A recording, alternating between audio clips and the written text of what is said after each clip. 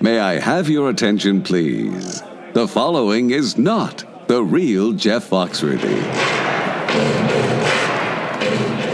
If you create more splits than a divorce lawyer, you might be a beekeeper. If you dream of your life ending the same way as a drone bee's, you might be a beekeeper. You know what I'm talking about here, fellas. If you no longer count how many times you get stung, you might be a beekeeper.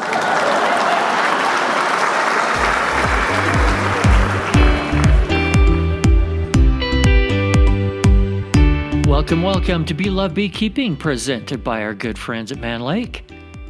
Today, our guest is Frank Licata, and we'll be talking all about splitting your colonies, when to do it, why, and even how to do it. If you're a new beekeeper, this is vital information, and if you're a seasoned pro, you still may learn something from Frank's years of experience. But first, some honeybee fun facts. Did you know that honeybees have a sense of smell 50 times more powerful than a dog? Did you know that honeybees can taste with their feet? Wait a minute, I'm not so sure about this one. But what I'm reading here says the claws on a honeybee's foot are especially attuned to salt. Did you know that honeybees like caffeine? Studies have shown that caffeine consumption actually improves honeybees' memory and learning capabilities. And finally, did you know that a queen bee's stinger is smooth, unlike a worker bee's, which is barbed? This allows her to sting multiple times and survive. I'd always been told that queens don't sting, and it's true, they rarely sting people. They primarily use their stingers to defend themselves or to be aggressive against other queen bees, especially rival queens.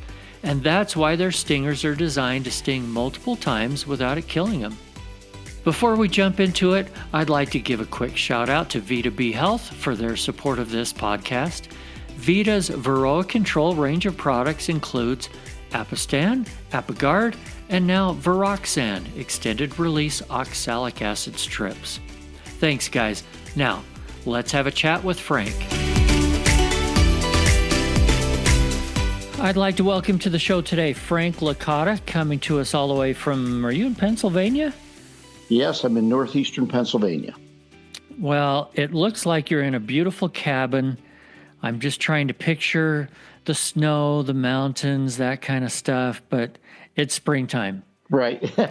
That's long gone. And today we're talking about a spring subject, which is splits. Everybody's heard about this. Some people are experts at this. Some people are new to beekeeping that are listening and have no idea what we're talking about. So, Frank, being the expert that you are, and you were with Man Lake for years, weren't you? I was with Man Lake for about just over 10 years, right? It was the twilight of my career. I was working on Wall Street pretty much, financial district most of my career. Oh, that's an adjustment. Yes. Wow. Congratulations. Thanks. I want to start with the first part of what's going on with splits. And the first question that I have for those that don't know, why do we want to do a split and when is a good time?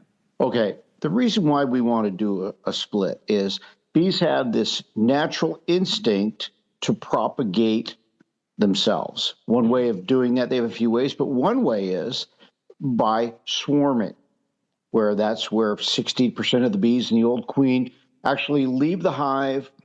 That's where you see them hanging on that post or that bush or that house or whatever. And while the foragers or the scouts go out and find a new location. That is something that happens almost with every overwintered hive. So I tell most beekeepers, if you have an overwintered hive, it's almost for sure going to swarm on you in the springtime. The ramifications of that are you lose your queen. You may or may not get a new queen based on if the new queens they're raising fly out and they mate and make it back okay. But it sets your hive back, of course. So you may or may not get any spring honey. You might get a little bit, you might get none because it takes them a while to build up again. So as a beekeeper, we want to take control of that. Rather than let those bees swarm, we do what we call a split, which, if we do it right, the bees believe they swarmed, and we can control those splits to the point where we do not lose our bees. Better for us to lose the bee, or to keep the bees with that split than to lose them in a tree or, wherever. And frankly, it can be better for the bees too, because a lot of swarms that leave don't live. Absolutely true. If they can't find a place to make that new home, or they don't have time to build up, depending what time of year they leave, so those swarms just may not make it. So for us, and as good beekeepers, it behooves us to do these splits because we can replace our winter losses, our dead outs, with these splits. We can grow our apiary if that's what we choose to do, or you may just make a nuke out of that split and sell it off and make some money back. We know that beekeeping is not cheap. So there are a lot of reasons that we want to do that. Yeah, it's good all the way around. Yeah. All right, let's talk about when. Okay.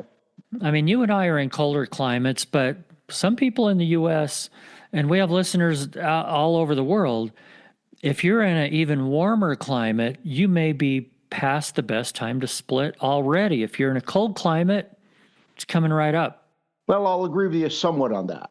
We might be too late, we may not, because there's another time of year when we can make splits, but we'll get to that. But spring splits, you're right. We want to get into our bees when the weather is warm enough for us to go in there and start checking brood, right? That's when we're going to take survey of what's going on in that hive. And we're going to look for a few things. The main thing is congestion in that colony. Congestion is not how many bees are in there. It's when that queen starts running out of space to lay eggs, because they're bringing in a lot of wet nectar. You'll see in that brood nest, it's filled with wet nectar and a lot of brood. Once they get that, that can trigger the swarm instinct. So as beekeepers, we're going to go in there, we're going to monitor that, right? And we're going to see how much capped brood they have in there. That brood nest is growing. How many bees are in there? How much room is in the brood area for those bees? And that's when we're going to determine when we want to make those splits.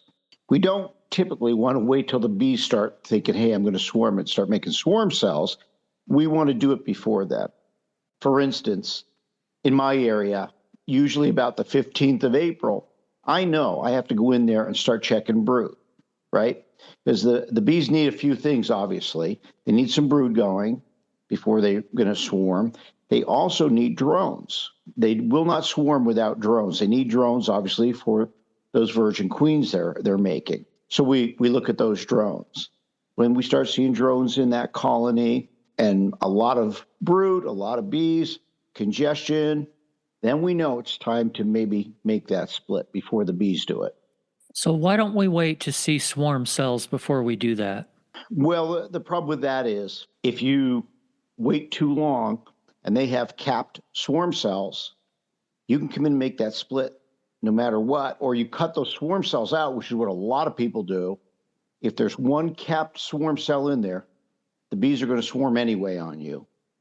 And now you've got what we call a hopelessly queenless condition, which is something very common to new beekeepers. They don't realize that. They think cutting out all those swarm cells will stop them.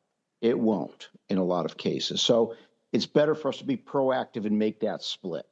We can always rejoin that split with the mother colony later if we want. All right, so we've talked about timing. I know a lot of beekeepers go online and they look at videos and they see all kinds of different sorts of splitting techniques that there are out there. I know you have a favorite. Will you tell us before you jump into your favorite? Just name some of the others that you know of. What options do we have? Well, there's walk-away splits. There are the split that I do where I know where the queen is. This the walk-away is one where you don't know which box the queen is in. You just let the bees make their own. You basically just split the hive in half, right? Right. Or you can, there are other ways where you actually just pull enough brood and nurse bees off to make a nuke and replace the comb you pulled with drawn comb, not foundation, into the mother colony. and let the bees, continue on. You just pull that nuke off. You may add a queen to it. You may just have young one-day-old larvae in there let the bees make their own in that nuke. There are a lot of ways to do it.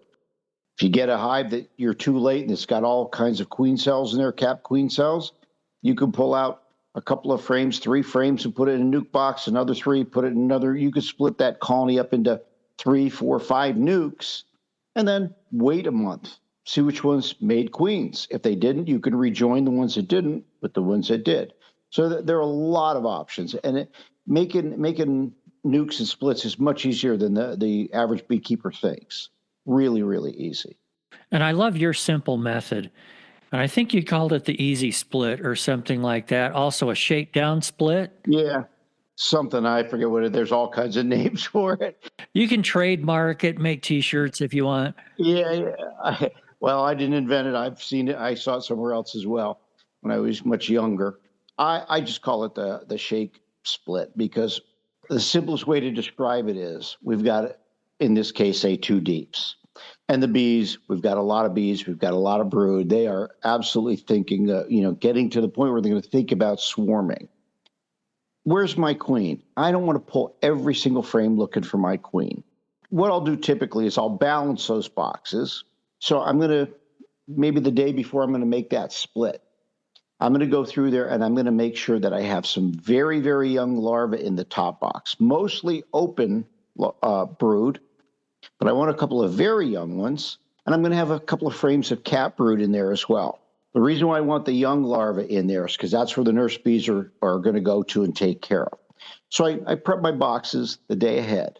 I wait a day and I come back. By prepping, you mean you're actually moving frames around so that your top box looks like this thing that you're explaining. Correct. I want to put the majority of my cat brood in the bottom box and the majority of my open brood in the top box. And I'm going to come back the next day and I'm going to have an extra empty box sitting on the ground next to me. I'm going to pull every frame out of the top box, shake those bees off of it, look it over just to make sure that queen's not on there, put it in that box on the ground. I'll do that with every frame until that top box is empty. All my frames are in the box on the ground. They contain nothing but honey and all kinds of brood, whether it be eggs, larvae, cat brood. That's it. Maybe the occasional bee is still on there, but the queen certainly isn't. I'm going to take the top box on that hive, shake it, whatever bees are on the inside of that box, shake them all down, take that box off. Now I've got a single deep and a lot of bees in there. I have my smoker going. If I lightly smoke those bees, they're all going to go down into that bottom box. I'm going to put a queen excluder on top of there and take that box from the ground with all the brood, put it back on top of that colony and close it up. And I'm going to leave it overnight. What's going to happen is with all that open brood up top, all the nurse bees are going to go up to that box. And that's what I want for that split, those nurse bees. And I know my queen is down in the bottom box. She's under the queen excluder. So I'm going to come back the next day. I'm going to have my hive stand ready to go, my bottom board, my lids. I'm going to take that box off. I'm going to move it over to the new location. And the mother colony that I took that box from, I'm going to remove the queen excluder and put another deep on top of that box. So now the bees have room to expand up into there. The swarm instinct or pressure has been taken off that mother colony, and now I've got a second colony. Let me just take a minute here to thank our presenting sponsor, Man Lake. One of the things I love about Man Lake is their commitment to education, because that commitment shows how much they want you to be successful at beekeeping. One great resource is their mobile app. It's not just for shopping. It's packed full of all kinds of helpful information, including videos, articles, plus a plant identification feature designed to help beekeepers identify and plant bee-healthy plants for their area. It's free, so download the Man Lake app today. And speaking of shopping, don't forget your discount code MLBLOVE10, it's in the show notes, for $10 off your first $100 purchase. Now, back to the guest. And what I do, it depends on the time of year, what my goals are. If I'm in no rush and don't expect honey from that colony, I'll let the bees raise their own queen. I'll put a feeder on it, syrup feeder, and let them raise their own. If I want to make honey, spring honey from that colony, I will have actually planned this ahead of time, and I would have ordered a queen. So I've got that caged queen, but I'm going to wait most of the day and put that in near the end of the day into that new split and let them get used to that queen and let her out, 5-6 days later. Now I've got 2 functioning colonies with laying queens. If I let the bees raise the queen, it's fine, but it's going to take another 30 days before she's back and laying. And if there's any issues with her not making it back to the colony, well, then I've got to start again, or I could rejoin that with the original hive. So I tend to buy queens myself in the springtime. Is it true that split that you've just talked about making, that you're going to put someplace else, does it really need to be 2 to 3 miles away? No, we're moving mostly nurse bees across. So the nurse bees have never left the colony. As long as there's a queen in there, they'll stay. Any foragers you moved in with that colony, they'll fly out and they'll come back to the mother colony. What I tend to do to ensure that a lot of bees stay in there and they don't drift out, I will close that hive up for a couple of days. I'll put that queen in there, and then I'll stuff the entrance of my hive with grass. I'll pull grass and stuff the entrance closed. It's usually the springtime, it's cool enough. They're not going to overheat in there. I've got a feeder on there, so they're able to get syrup. And after 2-3 days, that grass naturally will wilt on its own, and the bees will start coming and going. By then, they've established that this is their hive, and they won't drift back to the mother colony. If you didn't put a new queen in that box, then are you in the same situation, or are you going to start losing nurse bees, or are they going to be patient for a month? I would do the same thing. I would close it up with grass, but I would absolutely make sure I've got syrup in there.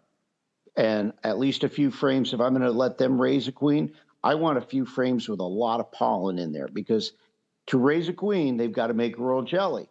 Royal jelly comes from a gland in those bees, in the nurse bee's head. But to make royal jelly, they must consume bee bread. Bee bread is a mixture of pollen and nectar.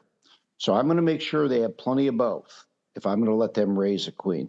And after, they'll start raising a queen almost immediately. Within a few hours, they know they're queenless, they'll start raising a queen. So after a day or so, when that grass starts wilting, they're not going anywhere. They're staying in that colony. I have a lot of success doing that. I rarely, lose colonies when I do that. And they don't need to be 2 to 3 miles apart. No, because most people, let's be honest, I happen to have, 12 or 13 different locations, but the average hobby beekeeper does not. They have one place, one apiary. So no, all you have to do is close it up. Close the hive up for a few days. I'm glad to hear that. You mentioned another time of year that's also good for doing splits. Let's talk about that. All right. So we all know we could do a spring split, and people do it a lot. But the other time we could do it, that I do it, is when the nectar flow is in full, raging, which in my area is June. They're bringing in a lot of nectar. I've got a lot of bees in that colony. And I go back to, this is when I make my NUCS to overwinter. I overwinter a lot of NUCS. So to do that, I got thinking about it one time, and I thought, well, my nectar flow is over the first week of July. It takes from egg to emerging bee is 21 days. Once that bee emerges, it's another 21 days before it becomes a forager. So any larva or egg that's laid in the first to second week of June, by the time that becomes a forager, my flow is over. So what I will do is I'll go into those colonies about the second week of June, and I'll pull off almost all the open brood. I'll take it with the nurse bees on there, and I'll make a lot of 5-frame NUCS. And, I may take, out of every hive, I could make maybe 2, maybe 1.5, and you can combine frames from multiple colonies into one NUC box. It doesn't matter. And I'm going to shake a lot of bees in there, a lot of bees into those NUCs. Anything that's a forager is going to fly out and come back to the mother colony. So what I end up with is my mother colony has almost no open brood in it.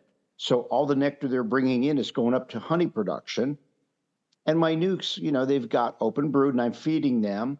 And what I've done, which I don't want to buy queens this time of year, I can let the bees raise their own. But what I tend to do is I graft a lot of queens. So I usually, by using the calendar, planning out my work, I have ripe queen cells ready when I do this. So I just come through, I wait half a day after I got these NUCS all set up, and I go through and I drop in ripe queen cells that are going to hatch in a day or two. And that's how I do it. And, I might make 100 of them. And out of those 100, maybe 60 to 70 of them are successful in a month. They have a laying queen. The other ones, I just combine them back with another hive. It doesn't matter. So what I've done is I've taken the pressure off the mother colony to feed all these bees, moved it to a nuke.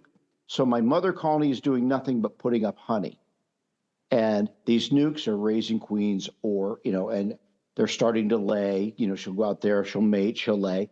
And those NUCS, by the time I get into fall, they're going to be a double nuke, a 5/5 nuke. And I can take those through the wintertime. So, it's almost like an insurance policy for me in that if I lose a lot of bees in the wintertime, I've got all these NUCS. So if I go into winter, instead of going in with my normal 200 colonies, if I go in with 200 colonies and 100 NUCS or 50 NUCS, no matter what I lose, I've still got enough bees to have my 200 colonies come spring. Because we all lose bees in the wintertime. We know that. You make this all sound really simple. It actually is. And I appreciate it, but I know it can't be that simple. It is. Are there things that I need to look out for, mistakes that maybe I should avoid?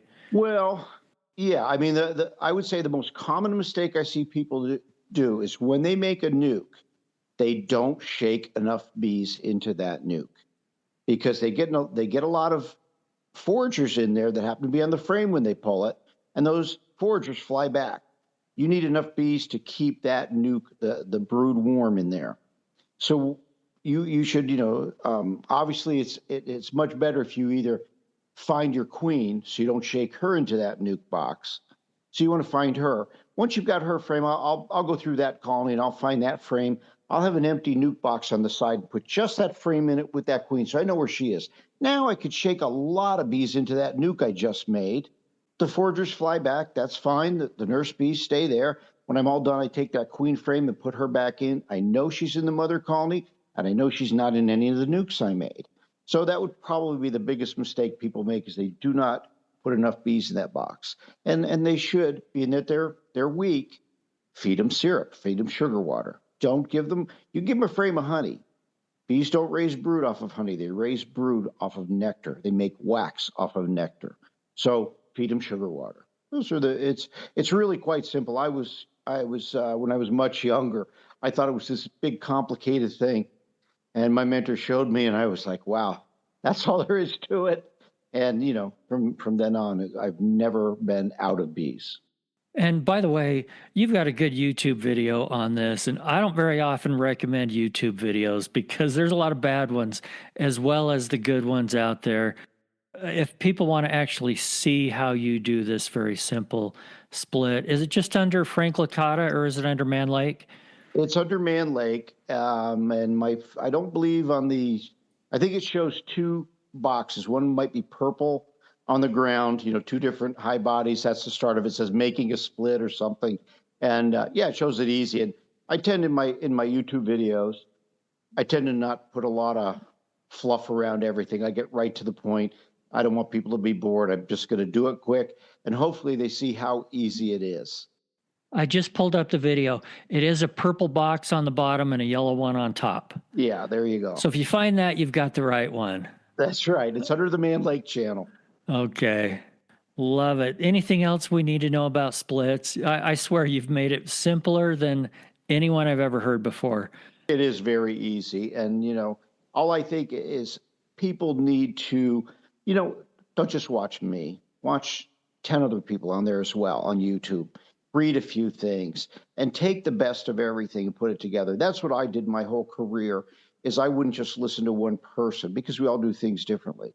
I'd watch people, I'd listen to people, and I would try different things. I would make one split this way, one another way, and see which one worked out. The only way you learn in beekeeping is to make a lot of mistakes. You don't learn by being successful. You learn by making mistakes your first 5-10 years, then you become successful. So do you mean at this point I'm not going to make any more mistakes because I've passed 10 years now? No, because I've been in it over 20 years and I still make mistakes. So we never stop. Oh, there's so much to learn. And that's part of what I love about it. There is. Yep. And then things change all the time.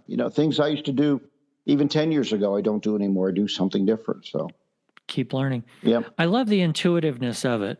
As you were talking about, look at 10 different videos and then use your own intuition. Try to be in tune with your bees to know enough Right. what's going to work best for them.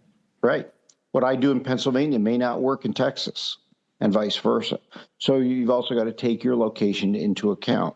And I always tell people, try everything. That's why it's always good to have a couple of NUCS to play with, because if these are your what I call production bees, or your only 2 colonies, you're not going to experiment at all.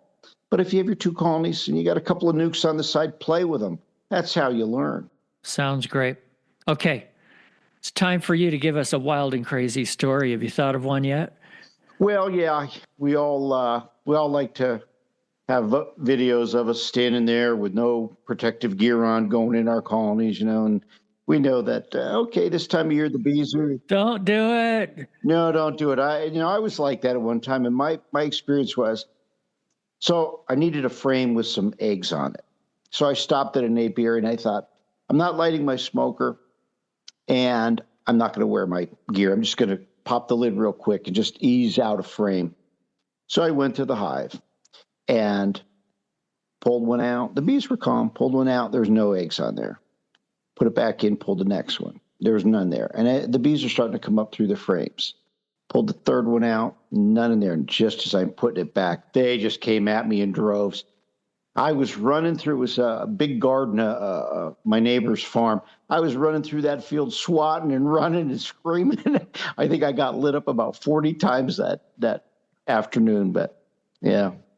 So my takeaway from that was never assume that you can go in there without gear. I always have my jacket on now and, ready to pull it up if they turn on me.